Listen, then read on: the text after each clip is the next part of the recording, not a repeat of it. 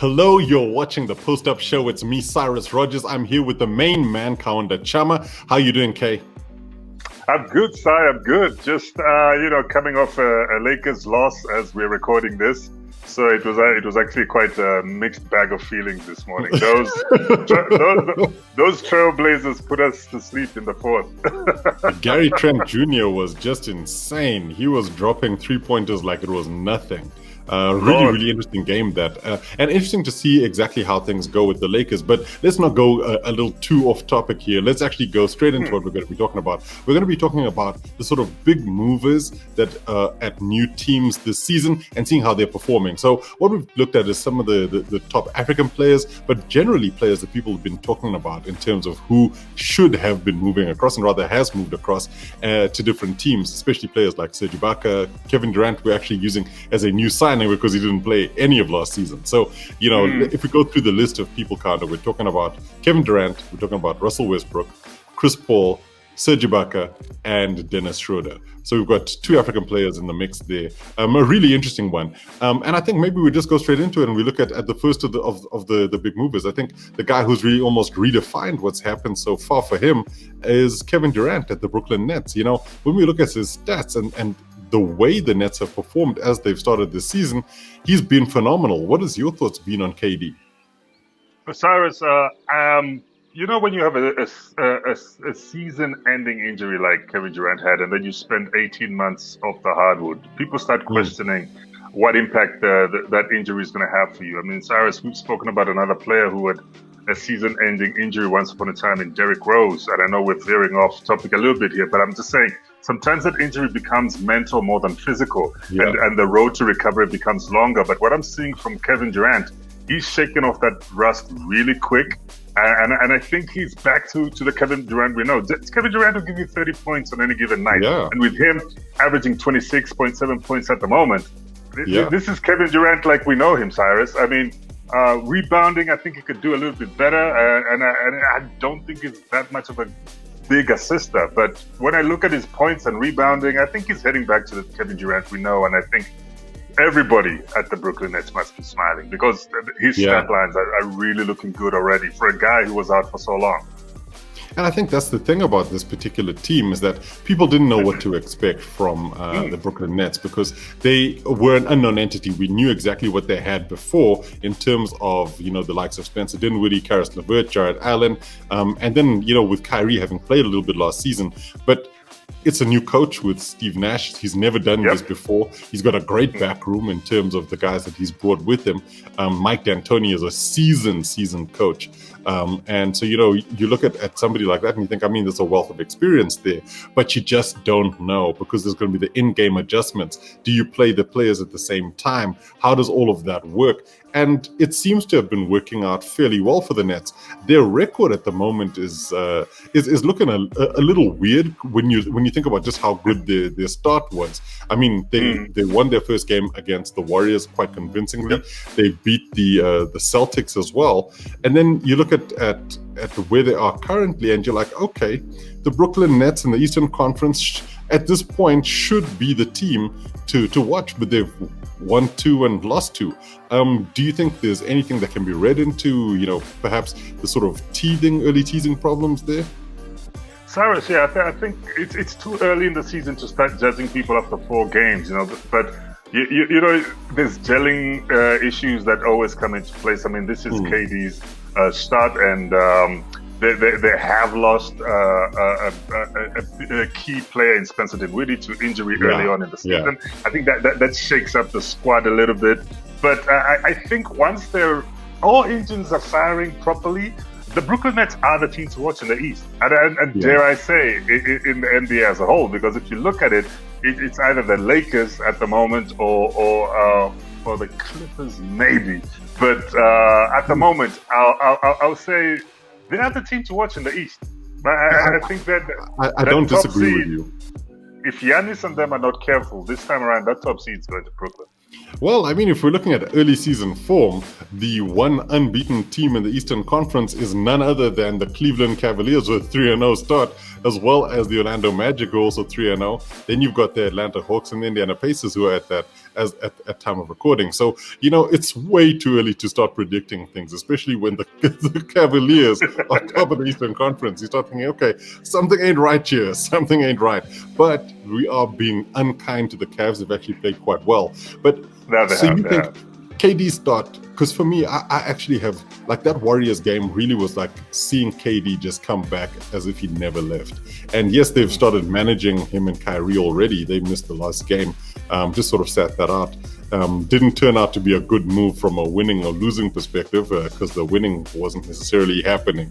But in essence, when you look at KD, you think this guy's definitely going to be one of the key players in the NBA this season. I think if he carries on in the KD type, let's call it realm of scoring or what have you, he could end up being in the MVP conversation. And I think that's something that could be really, really interesting to see.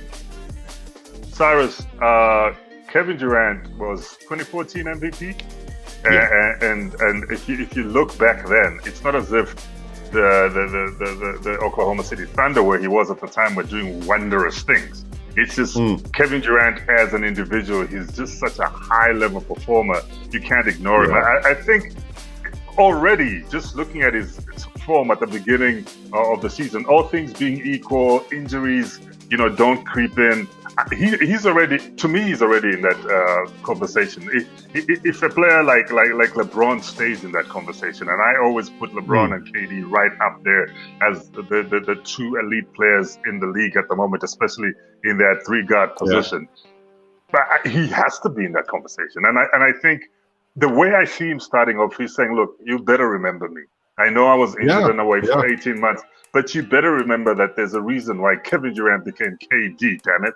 I am. That's so true. Top five. Currently playing in the league. Kevin Durant is top 5. No, and I agree with you there. For everybody who's watching, make sure you like this video, subscribe, and share it as widely as possible. Much like Kaunda has been sharing his beliefs on Kevin Durant being in the top 5. But one of the players who might not be in the top 5 and a former teammate of KD's is Russell Westbrook. And it's been interesting to see his particular performances at the Washington Wizards. He starts his career in Washington with a triple-double, because that's what Russell Westbrook does. He's currently averaging a triple-double, 18 points a game, 13 rebounds a game, 13.5 assists a game. I mean, this guy is he's a machine when it comes to production on the court. However, that hasn't necessarily translated into performances and winning performances for his team. Now, he's come on record and said, he owns at least one of the losses by not necessarily doing enough. But do you think he's doing enough for Washington? Do you think they'll be happy with having him on board? I think Cyrus, when you're playing with a walking triple-double, you're always happy. And especially Russell Westbrook's triple-doubles are not 10 10s and 10s all the time. Especially when it comes to scoring. His scoring is always in the 20s or in the late teens. Obviously, he might give you 13. He'll average 13 rebounds and 13 assists easy. Now, Cyrus, I think, to me, one thing, especially joining a team like the Wizards, I don't think at first he understood how much heavy lifting he would have to do. Especially, he walks in there as he's the most seasoned vet, if I may, in terms of performance, 12 years in the squad there. At the squad there. So, you got Bradley Beal, who's been at the franchise for quite a while. But if you look at who Russell is and what Russell has achieved this is a former MVP. What he has achieved in the league as a whole, he's a perennial all-star, Cyrus. Yeah. He's just been so unfortunate that all the squads that he's been on, which is OKC and the Houston Rockets, have all never been championship contenders at the time that he's been there. So, but he is quite a high octane performer, if you may. I was recently reading.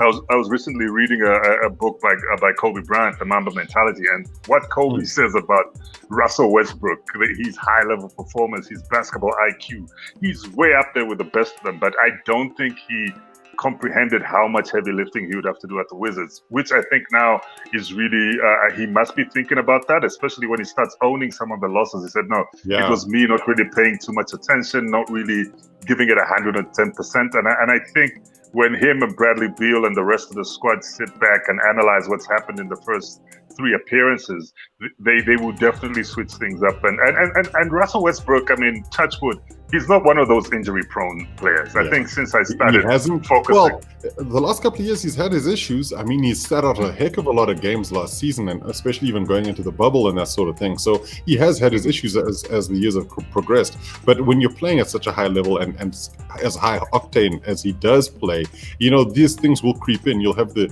minor issues here and there. Hopefully it won't be anything long term. But I think that when you look at Westbrook, he's doing all right. It's just that the Wizards don't seem to have the squad that can really, you know, sort of back up a lot of those performances. Having said that, Bradley Beal is in sort of the top 5 of points per game players in the season standings. He's averaging 33 points a game. So, you know, there should be more coming from this Wizards team. But we've got to move on to our next sort of performer. I think I'm going to ask you for a grading from an A to an F. Once we've gone through all of these players. So, you know, I want to hear what your thoughts are. Yeah, look, we're gonna judge. But let's do it. Yeah, exactly. So if we're gonna do it, we might as well talk about Chris Paul. And he was such a big part of what was really good about Oklahoma City Thunder last season.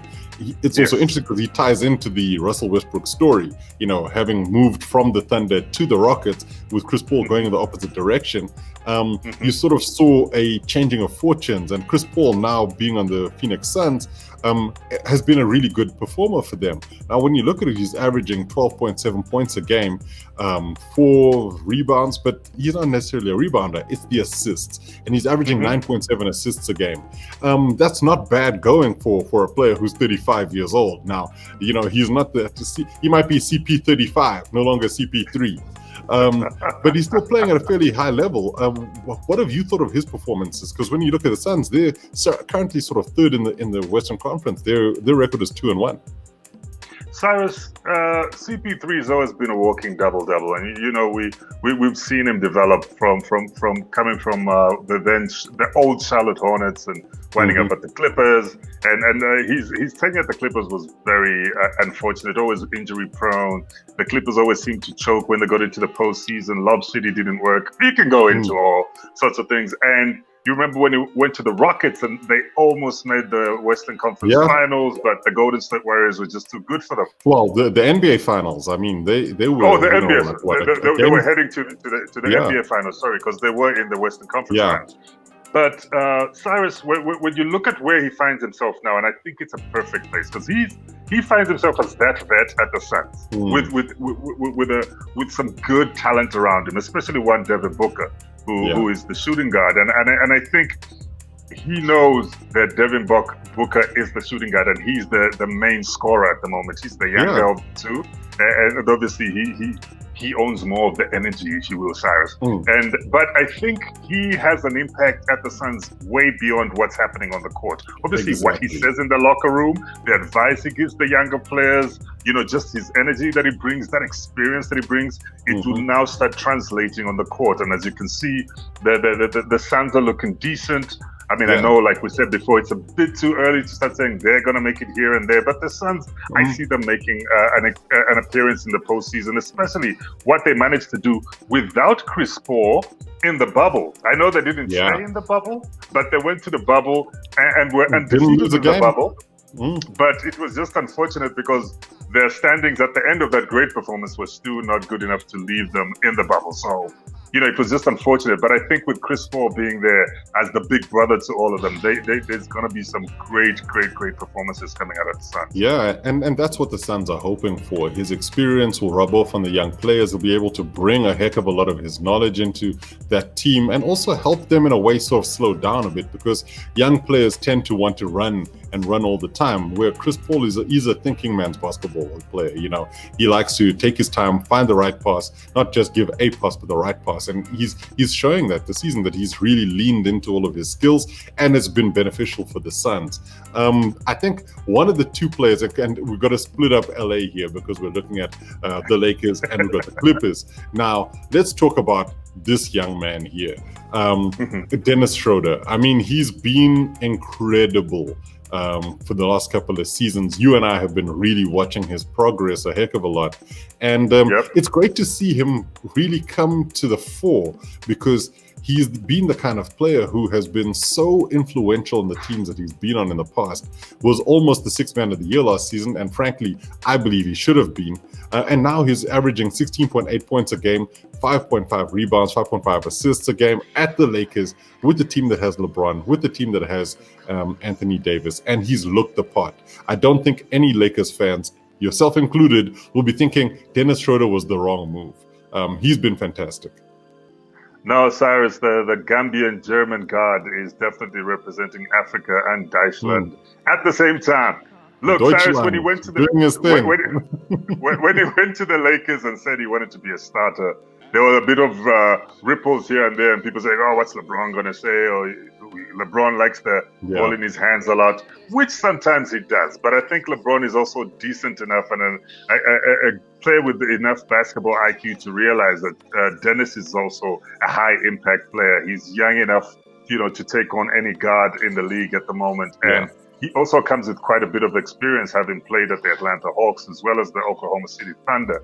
And I'm impressed with the numbers he's putting up, because there was a lot of talk after the Lakers didn't want to, adhere to the demands that one Rajon Rondo wanted, who was the veteran guard they had. And Dennis has been sort of a younger replacement to him. And people thought, oh, no, Dennis would never put up the performance that Rondo put up. But obviously, Rondo does have more experience than Dennis. That's a fact. But still, Dennis Schroder is showing up and saying that, no, guys, signing me up to the Lakers, putting me in the green and gold, the purple and gold, was not a mistake. And I think he's just doing what we expected of him. He did similar numbers at OKC, and he's putting up similar numbers at the Lakers. And one point I'd like to take from you, Cyrus, is when you're playing on a squad which has got LeBron, who scores in double figures, AD, who scores in double figures, and you got Contavious Caldwell-Pope, who also scores in double figures. It's impressive that he's also putting up those type of double figures, and I'm pretty happy as a Lakers fan and as a basketball analyst. Well, it was really interesting because I was checking out a stat that was talking about the Lakers specifically and just how many points have been scoring in their games. They've been scoring quite a bit, and they're sharing those points around. That's the key thing. You're not just seeing a LeBron or an Anthony Davis as being the dominant scorers. They actually have quite a few players who are contributing all the way through, and Dennis Schroder's been one of those, and we've loved watching Dennis play. I mean, we met him in 2017 when he was here for the NBA Africa game, and an incredible guy, such a great basketball personality as well, because there's those shots of him like smiling at people as he's about to dribble them and take them on or shoot in their face. He's got such a great personality about him, and that blonde streak, or should we call it gold now, because he's in LA. He's really that gold streak. Exactly, it stands him out, and he's the kind of guy who was made for the big stage, and luckily a lot more fans will get to see him. Because I think that at the teams that he was playing at before, he didn't really get much attention. So people thought, oh man, he's not all that. But now he's on a big team, and everybody's like, okay, wow, this guy can actually play. Now, the big performers, we got to round it out with another African player who we absolutely love, and that's Serge Ibaka, who's at the LA Clippers. Now, we will talk about the Clippers just now, but Serge has been impressive. When you look at his stats, they don't necessarily shout about how impressive he's been, but averaging that 14.3 points a game and then 5.7 rebounds a game is not bad. It's what he's been doing in and around that for the Clippers that has been really, really remarkable. When you look at the first two games that they played, they beat the Lakers, they beat the Nuggets. He was central to those wins. When they needed a scoring boost, he came up with it. When they needed something on the defensive end, they came up with it. And that's where Serge Ibaka's benefit really comes in. He's almost like signing two players in a way, because they haven't had, the Clippers haven't had a center as mobile as he is, who can shoot threes as well as he does. And then he really bullies people around. Okay, I mean, you shouldn't bully your own player. I mean, he hurt Kawhi Leonard in the one game, so you don't really want that. They do. But Serge has been really good. And do you think that he's the kind of player who could potentially get the Clippers to go on to the next level? Absolutely, Cyrus. I mean, first of all, he comes with a lot of veteran experience, having played for great franchises such as Orlando Magic, having gone to up north to Toronto and have had such a big impact in Toronto. I mean, he's known for his rim protection. Also, he's one of those bigs that stretches the floor and shoots a three comfortably. Even his mid-range shooting, that stroke he's a former beautiful. Thunder player as well. You know, he's a former OKC. Because we've basically spoken about 4 Thunder players. In fact, all of them have played at the Thunder. All of these players have played at the Thunder. That we've spoken about have played at the Thunder. Westbrook, Ibaka, and Schroder. And so, do you think that perhaps it's part of the Thunder basketball, that learning how to make those 3-pointers and then the mid-range shots? Well, it could be, Cyrus, but let's keep it real. Look, only Kevin and Russell and Serge sort of were young Thunder players. The rest went to the Thunder when they were a little bit older. But then again, let's not take away what the Thunder can teach you as a player, right? And I think back to Serge Ibaka, I reckon he's the piece they needed, especially when they lost a very impactful 4 in Montrezl Harrell. I think they needed a stretch 5, if you will, because Serge, you can play him at the 4 and you can play him at the 5. And he can rim protect as well as shoot from range. He's such a dynamic piece, and a lot of people were quite worried. Obviously, he's not the youngest player at the moment. I mean, he's 31 years old. 31. He's 31 years old, but still, he's showing that he's not an old 31, if you will. He's quite a young 31. And I'm glad that's showing in his game, and I think he'll be a key piece in taking the Los Angeles Clippers further in the season and giving them a higher seeding at the end of the regular season. I think he was a great pickup, and they didn't have to pay through their noses to get him. So it was quite a steal, Cyrus. I agree with you. I totally agree with you. I'm a big fan of Serge Ibaka at the Clippers. I still think the Clippers are missing a point guard that can really sort of take them to maybe not the next level, but just a level higher. And potentially, who knows, somebody like Derrick Rose could be an option for them going forward. But that's a conversation for another time. Let's get into our gradings here. Let's go into it. I'm going to just make it really quick for you. Kevin Durant, from A to F, how has he been for you this season so far? I'll give him an A. Okay, cool. And I think I will go with an A as well. I'm not going to go A+ or A-. I think an A sounds pretty good for Kevin Durant. That is not a bad way to start. Let's look at Russell Westbrook. This could be a contentious one because we know our colleague Lee Ngumalo would have a few things to say if you say what I believe you're going to say about Russell Westbrook. What grading do you think you'll give him? Russell, I love the fact that he's maintaining his triple-double habits. I think he can score more. I'm not mad at his assisting and rebounding, so I'm going to give him a B. Okay, and the B is only based on the fact that although he's doing well, he hasn't managed to galvanize the rest of the squad to pull their socks up and win a couple of games.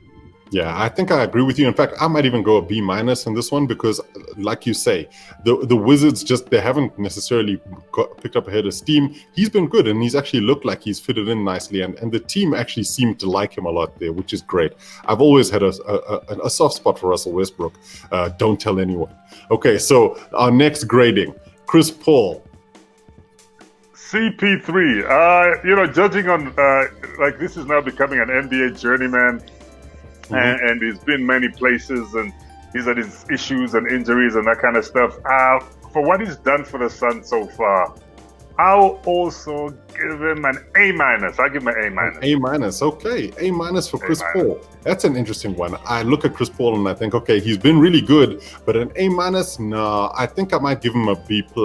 That will probably be my grading for him. He's been good. The Suns have been good.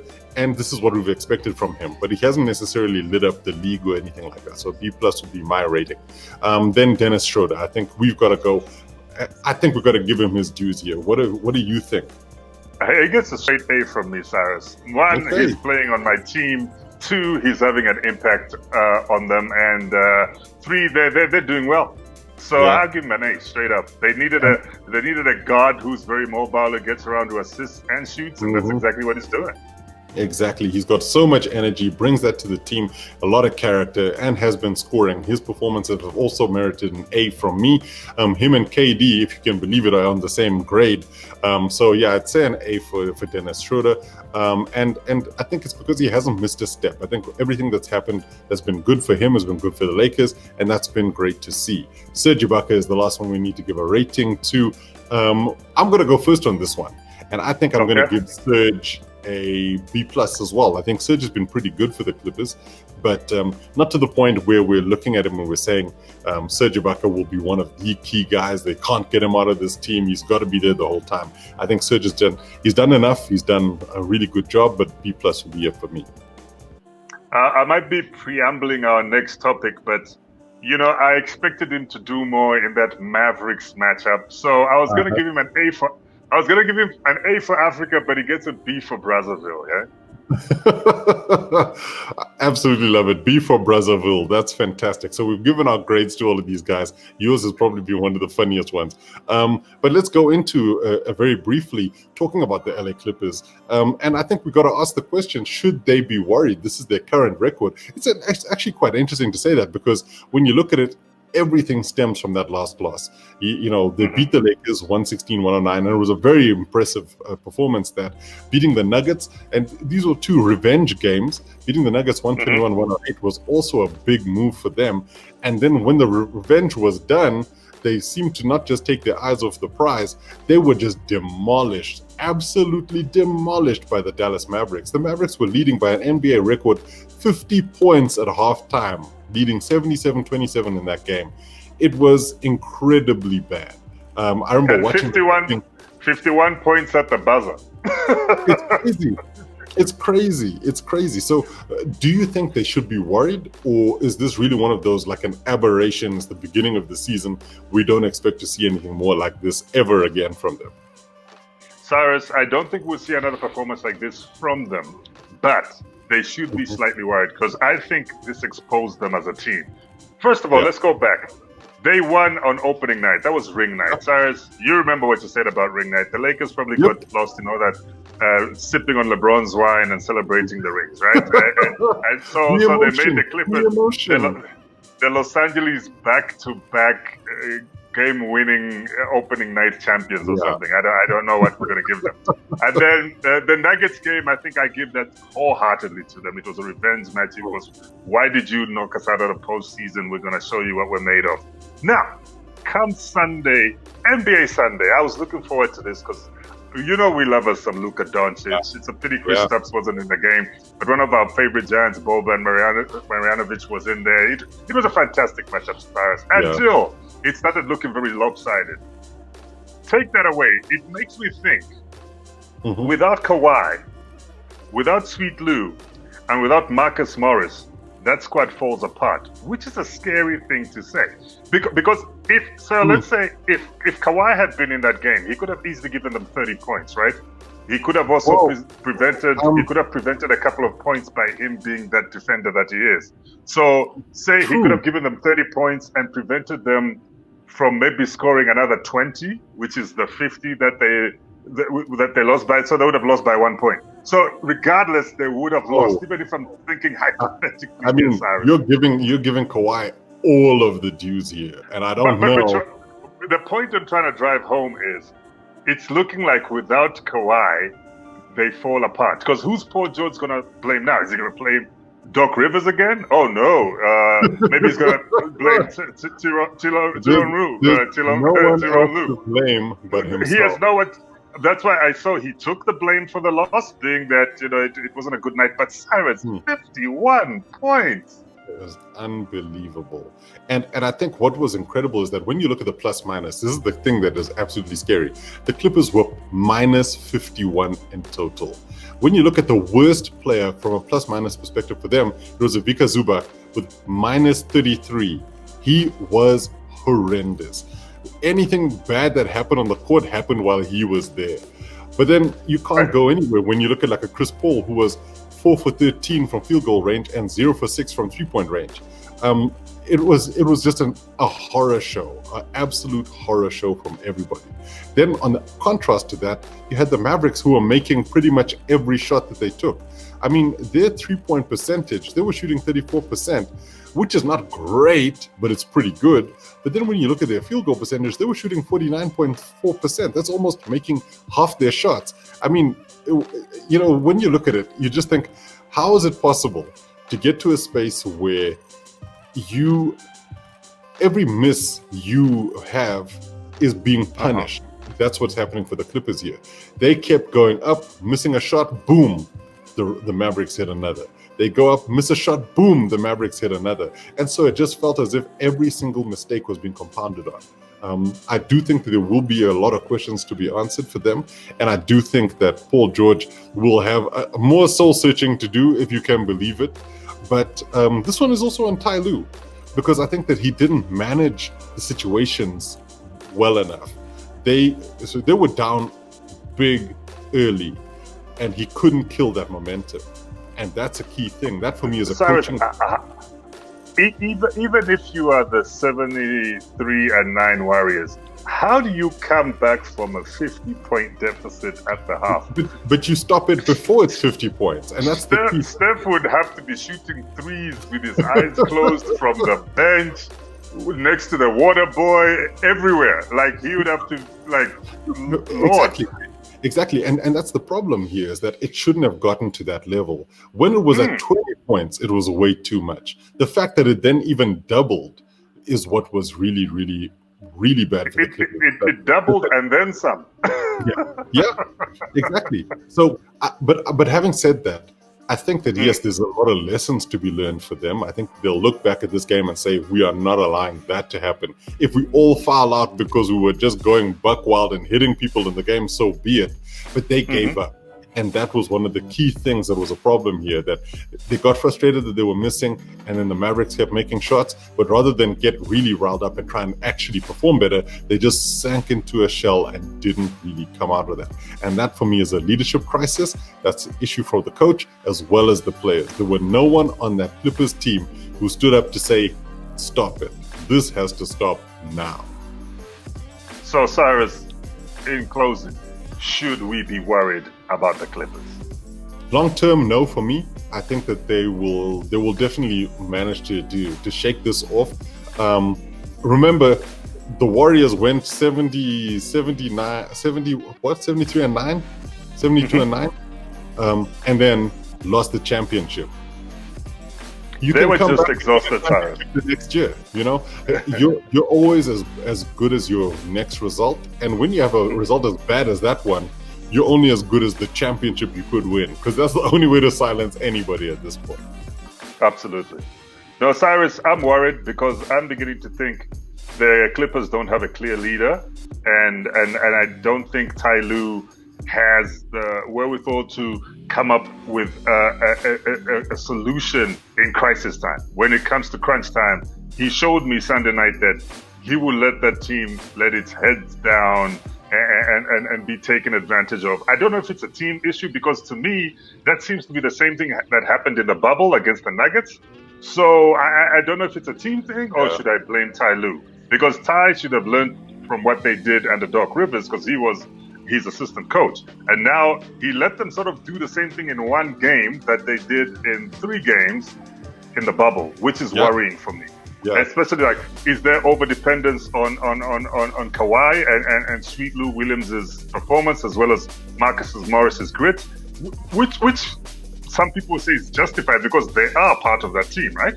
So you need all your parts to be a winning squad. But when you're just missing 3 parts, it's not as if they were missing Paul George and Kawhi Leonard and Serge. Then I would say, okay, but they can lose by 50. They were mitigating circumstances. Not 50, Cyrus. That is definitely giving up. That is giving up. Exactly, and that's a key thing here, and they're going to have to deal with that in a big way. How they do that, I don't know. but they gotta have to address it really quick. But we've come to the end of the show. Thank you for watching. Make sure you like this video.